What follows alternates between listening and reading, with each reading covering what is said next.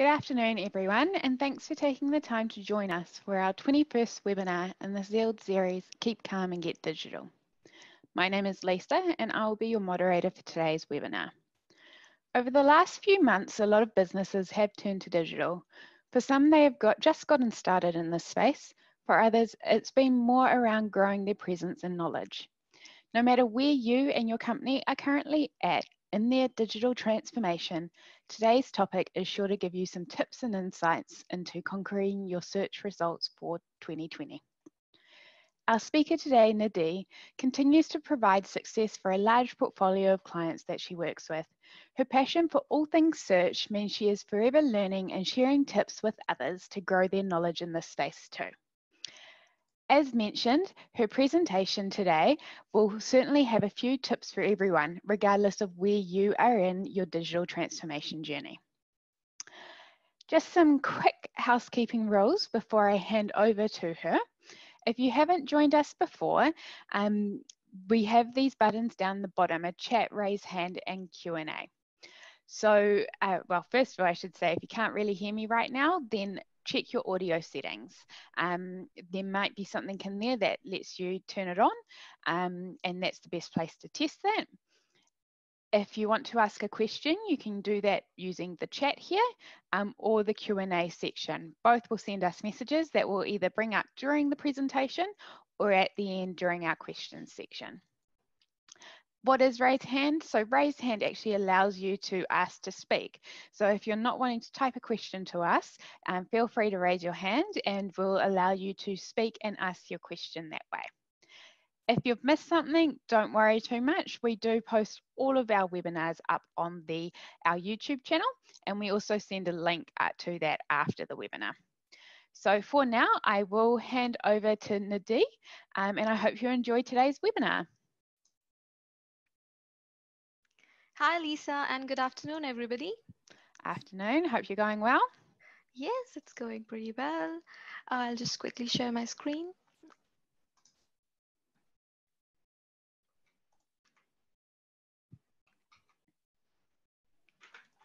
So I'm back again with this interesting topic, which is conquering your search results in 2020.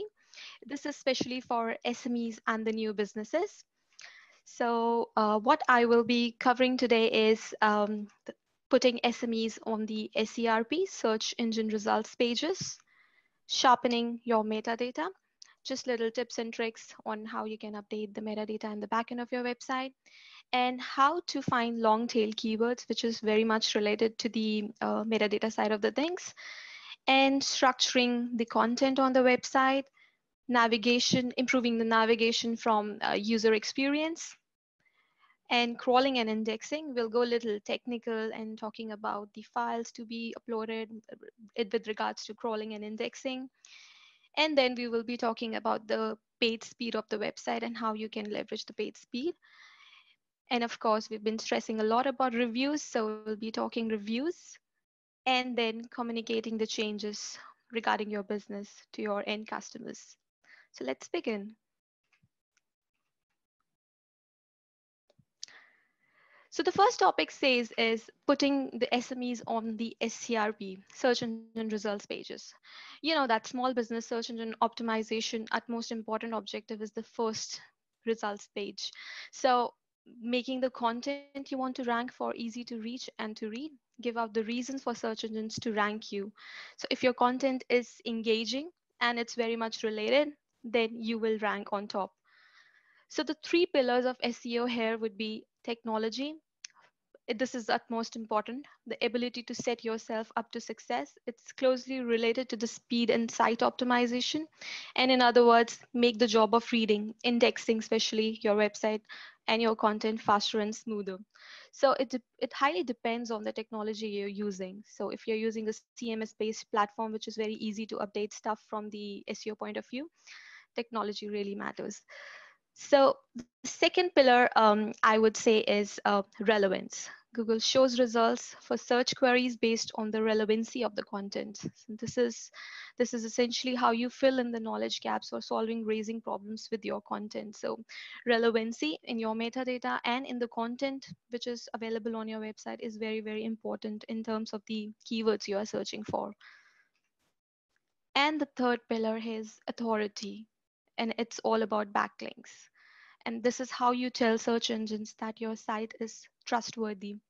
So in terms of increasing the authority of the website, one classic example is like you can always ask your partners or affiliated customers to give a link to your website, like adding your website's URL into their website, like they are showcasing something, some our partners section on their homepage or somewhere in the website. If they are adding your website's link to their website, then it adds up to your backlink score.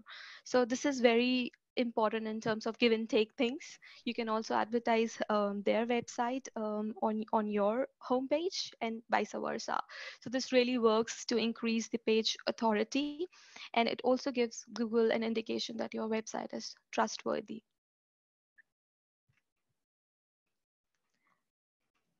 Just to continue with it, I have seen many of my clients complaining about that their website is not indexed by Google. Whenever they search for the URL in the search query, they they can see that the website is not found. So how you can do that? Uh, a tip here is to go to the Search Console, Google Search Console, sign up with that, add your property, get your website indexed there. So you can navigate to the URL inspection tool, and then you can paste your URL to get that indexed and wait for Google to check the URL. Also, by signing up with Search Console, it gives you a lot of other options as well, like in terms of coverage issues and sitemaps and indexing issues. So a lot can be done using this tool. I mean, it's good from the SEO point of view if you are signing up on this Google Search Console tool and looking up on the recommendations by Google.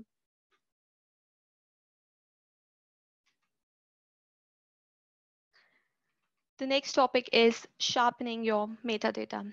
So the image here says the meta title, which is on the top. And the second is, of course, the URL of your website. And then this is meta description. This is the standard representation by Google of any website, and this is how it reads. So it's vital for us to provide that information to Google. For example, like you really need to add your title tags, URL, and the meta description for all your pages appearing in the SERP. This will also influence your click-through rate and directly impact your ranking from there. So a quick checklist here. What is all included in the metadata? First of all, keywords. Yes, it's important to look upon the keywords. So just shortlisting the high traffic keywords, which are very, very important for your business, and then smartly incorporating those keywords into the meta descriptions. Make sure you are not doing keyword stuffing there, otherwise it will spam your website. So keywords, do make sure your most important keywords for the web page show up in the meta description. And then writing the legible, readable copy is very, very important. Keyword stuffing is bad and Google will flag it as a spammy website, so you don't want that to happen. So just make sure you're not stuffing a lot of keywords just to just to make them appear on the search engines. So make sure your description reads like a normal human written sentence, and it should and you should always stick to the length set by the search engines. I mean, a meta description should be not longer than 135 to 160 characters long, and because it disregards the rest of the information, it just chop off the end of the meta description if your meta description length is too long. So just make sure you are into the character limit. And one mistake I have seen people doing is duplicating the meta descriptions on various pages, like somebody with lots of web pages or lots of data in their website and lots of product images on their websites. They just duplicate the metadata, which is a very wrong practice. because you're not giving enough information to Google to index those pages. And if you are not going to provide Google with right meta descriptions, Google will automatically create the one which can be not even related to the particular page, which annoys the end customer who goes to that particular URL. So make sure you're not duplicating the meta descriptions. Other topic which is very much related to metadata is finding the long tail keywords. A lot of people ask, a lot of customers ask, like why we need to target the long tail keywords. This is specifically for those businesses which deals in very niche kind of products. Like if you are stocking up on a particular brand, for example, Adidas, and you are just stocking up that particular line of that brand. So it's very important to target these long tail keywords for your business. As you're building out your site content, your keyword taxonomy should naturally include both broad and narrow terms. And if you're running niche marketing campaigns, super specific long tail keywords will be your best friend.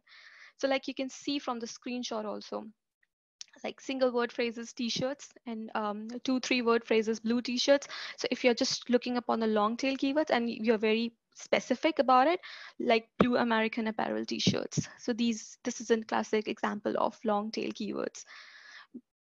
This can be vary according to your brand. So how you can actually find these long tail keywords? The first tool is Google Suggestive Tool. It's not a tool, it's like a search query. When you search in Google, it gives you a lot of XYZ options underneath. So Google suggests you with those long tail keyword phrases. So those are very important. Just look upon those phrases suggested by Google, and if they are relevant, just add them into your long tail keyword list. The second is Google's related search. So Google's related search comes under the bottom of any SERP, search engines results page. So you will find the related keyword, long tail keywords at the bottom of the search engine result page. So just make sure you are also looking at those keywords, and if they are relevant, they are good to go. Also, the third point I would like to reinstate here is using more and different keyword research tools. Like for example, you can go with Twitter or YouTube search queries. They also give you a lot of suggestions. And one most underrated tool is Google Trends. I highly recommend using this tool for finding long tail keywords. Not many people use this, but this actually gives accurate results in terms of search engines data. Find out what people are really searching on right now. And again, the social media tools, like I have already said, YouTube's keyword tool and Twitter search tools. Also, one important practice is again to mine your analytics, just looking at the keyword list, what analytics is showing. So analytics also gives you a very detailed information of those long tail keywords. So just look upon your analytics also for those kind of keyword search. And you can also steal from your competitors. Just looking upon their ad style, the way they are promoting, and how they have written their meta descriptions and meta titles. This also gives you an idea to find the long tail keywords. I was just going to add, I think quite often some people maybe with keywords because they know their own product, and it's their business, they think they sometimes know what keywords will be best. Mm-hmm. But quite often using these tools, you'll probably come up with a keyword that you probably didn't expect, and that's what people are using to find you. Yeah. In particular, if you sell some more niche items, I know sometimes what I've searched to get what I wanted have been quite out there, but I've got the result in the end. So it is always important to use this data, I believe, rather than just sort of what you know about your business at times. Absolutely, and the list gives you a lot of information. I mean, you just need to segregate which ones are related to your brand and relevant to your business. Definitely. So the expert tip I would like to give here is consider using the rich snippets. This is for the metadata. Like for example, in ads, we add lots of ad extensions to it. So, but with metadata, you don't get this chance to add extensions to your metadata, which makes it very boring. But with using the schema markup tool, you can actually add the star ratings, customer ratings, just like the ads. So this is a very interesting tool which is recently added to the metadata style. So just use this schema markup tool. And one tip of writing the metadata I would like to give is treating them like your ads for that page. Make it as compelling and as relevant as possible, and the description must match the content on the page. So just imagine that you're writing an ad copy and just write engaging title and the description. It should be like a human written copy, not stuffed with keywords. So yes, that's the expert tip on this.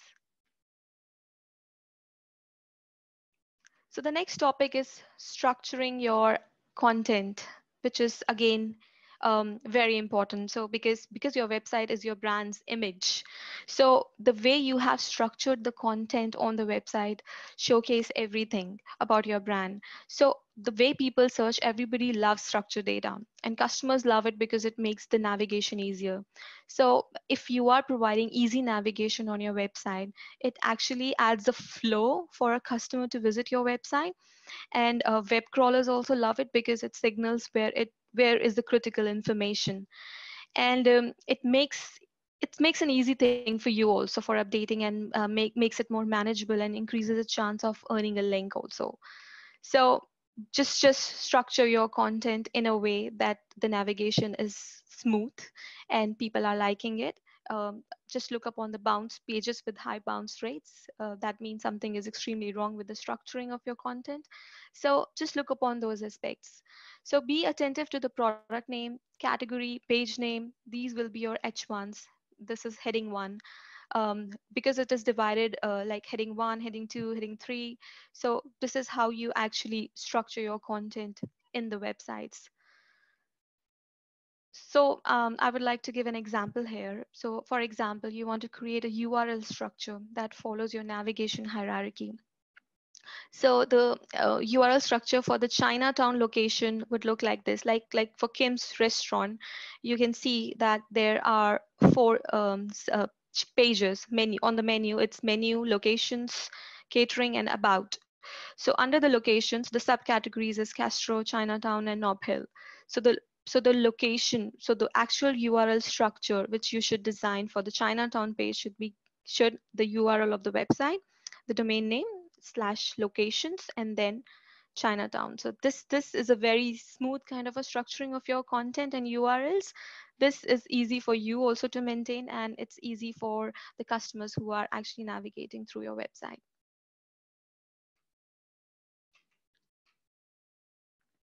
An expert tip I would like to give is a good structure provides your site with site links, which helps displaying your website in a better way in SERP.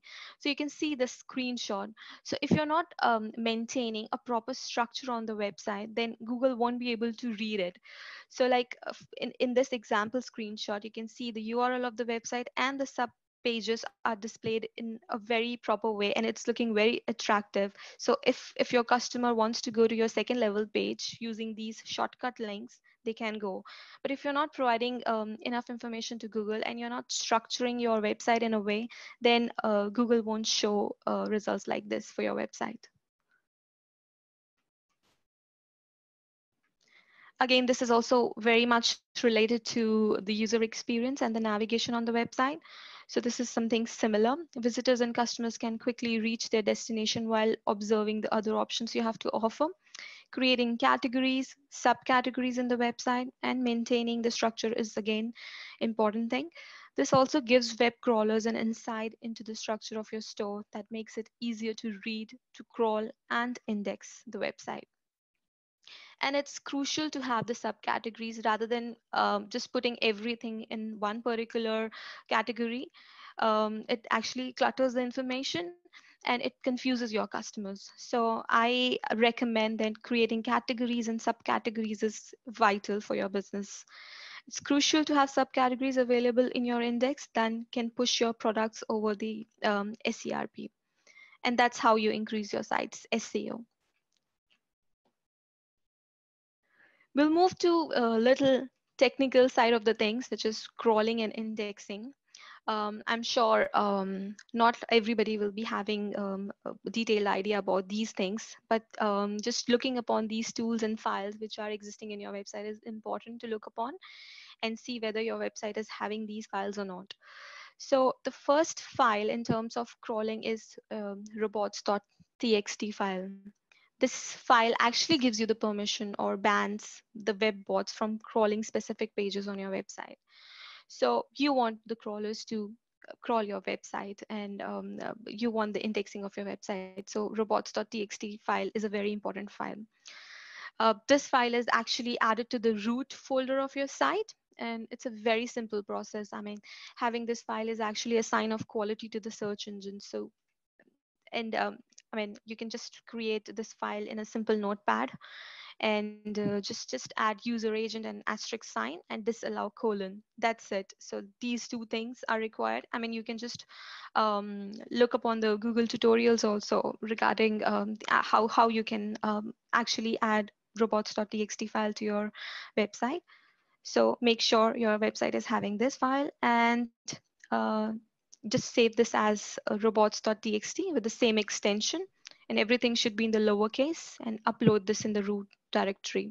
So this is very, very important from the crawling perspective. So make sure your website is having this file. And the XML sitemap. Robots.txt file and the XML sitemap. So from crawling and indexing perspective, these two files are very important. So what is the XML file? XML sitemap is actually in nutshell, it's actually you are giving it's like a blueprint of your website which you give to Google. So it's like you telling the Google bots, hey, this is important, these are my pages, these are my subcategories. So you are actually giving a blueprint of your website to Google so that they can crawl properly. And one tip I would like to give here is Screaming Frog is a very nice tool which you can use to create these XML sitemaps for your website. And then you can just upload this XML sitemap file to the Search Console. So use Screaming Frog to create these XML files. Awesome. I think just another thing there is with robots.txt files, some platforms already have them in them, or they actually have like a little allow, disallow button. So yeah, for some of the platforms that's already in there. For others, it is something that you will need to add. Yep. All good. So we'll just move ahead with Pagespeed now. Your website speed influences the visibility. What is the page load time? What is a good page load time? So the ideal load time is 2 to 5 seconds. So people will be able to see your website within this time frame. Otherwise, your page speed, actually Google penalizes you if you're having a very low page speed or a website speed. So how you can do this? The first point is reducing the server response time. You can't really do anything about the server response time on your own. You just need to liaise with your developer, and you can just ask them about the issues happening in the server. Maybe you just need to change your hosting solution. So your server's response time is affected by the amount of traffic you receive. So if your servers are quite heavy, then I think that's not a good idea to invest in that particular server, or it's time to change your hosting solution if you're again and again seeing this error. And also, a lot of people avoid this about compression. So you really need to enable compression on your website. So using tools like gzip is very important to reduce the size of your CSS and HTML and JavaScript files, which are larger than 150 bytes. So this tool actually compresses these files and reduce the size, and which again helps in smoothing the load of the server. And then leveraging the browser caching. Browser's caching is like, for example, I am a regular visitor of your website. So I'm just visiting your website for the second time. So it actually creates a cache version in my browser and it saves to it. So I won't be, I mean, I don't have to just wait for uh, 2 to 3 seconds in order to see the page, to see the loading of the page. So it automatically saves in my browser. So browser cache, allowing the browser caching for your website is very important for your committed customers. And then, of course, reducing the redirects. Each time a page redirects to another page, your visitor faces an additional time waiting for the HTTP request, which you don't want to happen. So minimize the redirects on the website as much as possible. One expert tip I would like to give here is using SEM Rush site audit as an alternative to Pagespeed insights. So if you are looking for Pagespeed insights and you want some recommendation and tricks to, improve the Pagespeed, use SEM Rush site audit. It's a fantastic way to test your speeds, and site audit tool can help to recommend improvements on the site's loading speed and the other performance issues you might be facing with your website. So SEM Rush tool is a nice one to use in this case.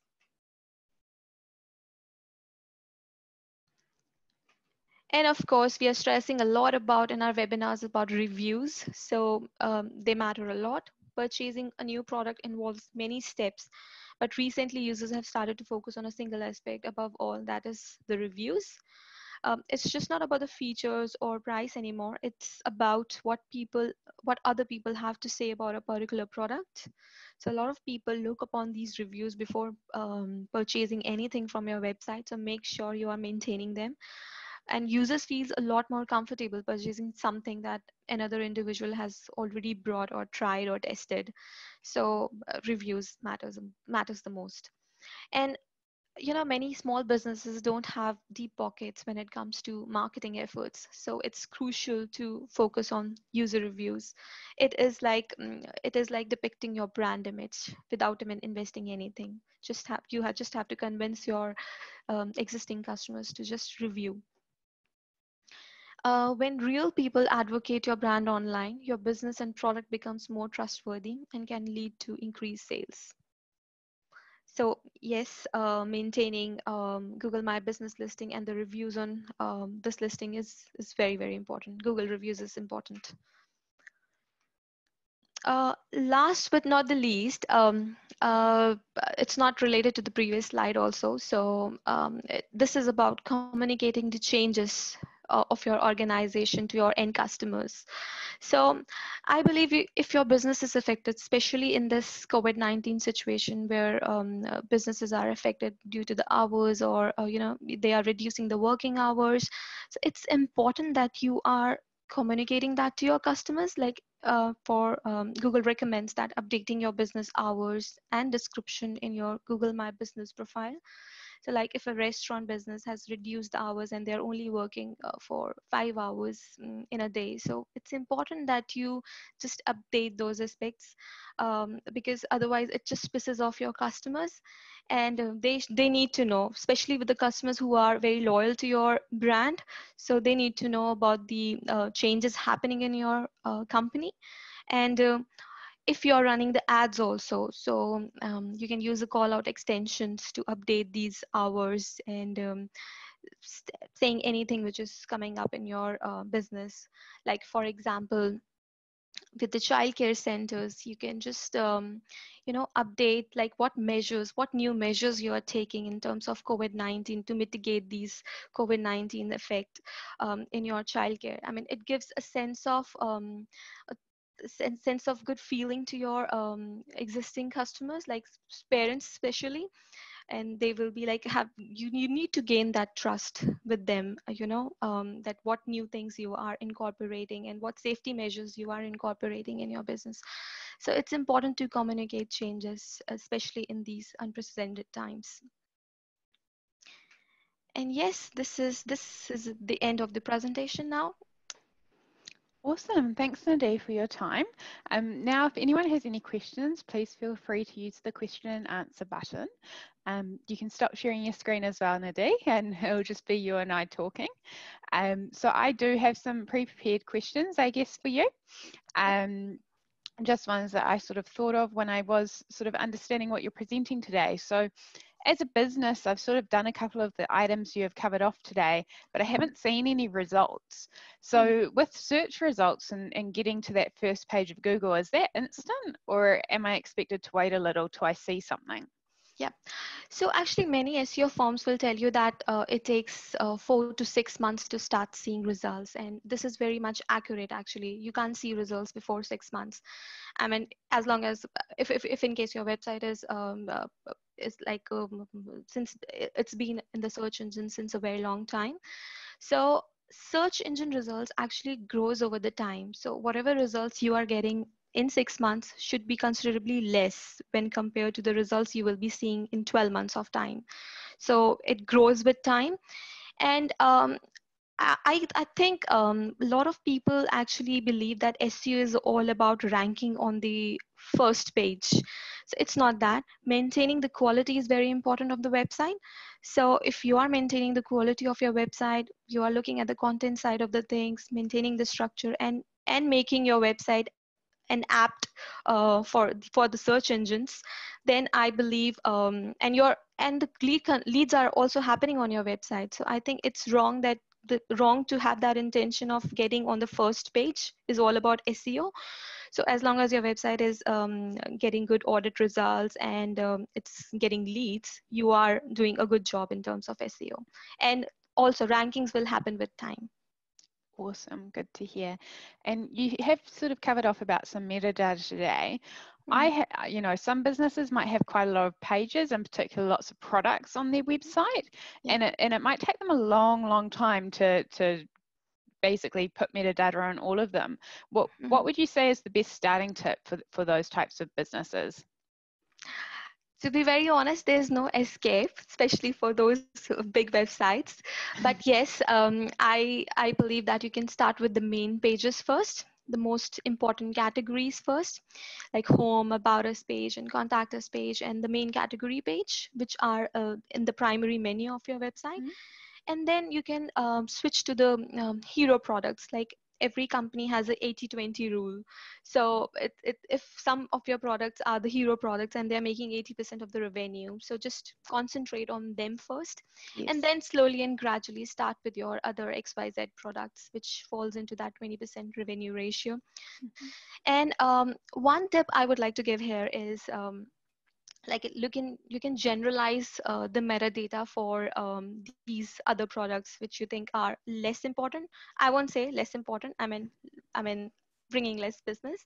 So yes, one tip would be like, for example, the name of your store is Kitchen Shop, and you're selling Japanese knives, and Japanese knives is your product. So buy Japanese knives from Kitchen Shop, and then you can just add one line. So you can just generalize this metadata to all the products with your brand name as well as the product name, and you can just copy and paste and change the product name from all other for all other metadata descriptions. So this can be generalized, but yes, you need to change the name of the product and the product description. Okay. I know something like on our Zest platform, we are able to go in and add a template. So it's probably similar to what you're saying. So we can actually do a template which rolls out automatically across all products and does let people just, it pulls the product name and a little bit of the description. Yep. And obviously that's a good first step as well. And over time then refining that. And I know like WordPress has a lot of plugins. One we use is Yoast, and again it just gives a template across pages, and then it's something that you can go and refine later on, right? Yeah, absolutely. And I think another thing, so page speed, because page speed can get awfully technical, and I know that quite a few people do tests a lot of the time, and one of the most common things is about images. And image file size, and even without doing a page speed test, you can load a website and an image takes forever to load. So do you have any tips around that? Yeah, so if you are running a very general Pagespeed audit of your website. I would say if again and again you are encountering this error of images, that image is an issue on your website regarding in context to the speed, then I would say use a tool which is Image Kit, which is specially designed for flagging these problems related to images, and it gives you a lot of tips and tricks which you can use, and gives a lot of recommendations also which you can use in your website. Other general tips I would like to give is resizing your images before you load them to your server. So for example, like the display size of the image is 500 pixel and you're loading the image of 1200 pixel, you're just loading the server for no reason. So just load according to the size which is required on your website. Mm-hmm. And of course, compressing these images is very, very important. And you can use the compression tools available online to compress these files. And optimizing the images using the alt tags. I don't know, it's not related to the page speed, but still it optimizes your images from the SEO point of view, which is again important practice. Mm-hmm. And uh, I think a lot of people choose the wrong formats also for these images. It's in the technical terms, JPEG images are lighter than as compared to the PNG images. So there are certain areas where you don't need a very high quality image, very high quality images. So you can use JPEG images instead of PNG images, unless or until you are just loading your logo, which should be of high quality. And also just don't stuff a lot of GIF files on your website, which is not required. It's just limiting that thing also. Yeah, no, certainly agree. I know, a lot of people, it is important, the quality of your image, but sometimes compromising that for page speed is worse, right? Because if someone can't actually load the page or load it quickly enough for their attention span, they're more likely then to leave. So sometimes just having a slightly less high quality image is actually better in the long run. Yep. Awesome. Thanks for that, Nadine. So I'm just going to recap because I think that's all the questions we have for today. So I think an important thing we've learned today is, whether you are just starting out or you're a bit of a veteran in the digital space, continuing to improve your search results and what you're doing around search is very important and should always be part of your digital strategy. And going into what we do know, so being on the first page of Google is key in generating more traffic to your website and more brand awareness. So that's something we see that's quite common. The opportunity here right now is getting some of the basics for search in place now. It will give you more time to focus on more advanced strategies later on, especially opening up more opportunities for what you and your business can do. So, things that I know we've been starting to learn about is Google doing voice searches and all these other unique things that are starting to roll out. Get these basics out of the way, and then you can be having a bit more fun with some of that stuff. The prediction here as well, so those businesses that work on conquering their search results now and have a strategy to maintain this will be more successful in the long run. And my recommendation for today is break your search strategy into bite-sized pieces to work on. Oh, I can just see. We do have a quick last question, so I will just squeeze that in. Remy's asked, how many redirect links per page is considered acceptable? I think having 5 to 6 redirects is enough. More than anything more than that, I mean, there's no logical answer to that. But yeah, limiting that to an extent is important. I mean, if you're not stuffing a lot of redirects on your website, that you should consider. Otherwise, just 4 to 5 redirects is fine, I think, if in case they are very, very important to your website. Awesome, thank you. Great, I hope that answers your question there. Now carrying on. So what we do, so Zeald has helped, so a little bit about us. We've helped over 15,000 businesses transform digitally over the last 20 years.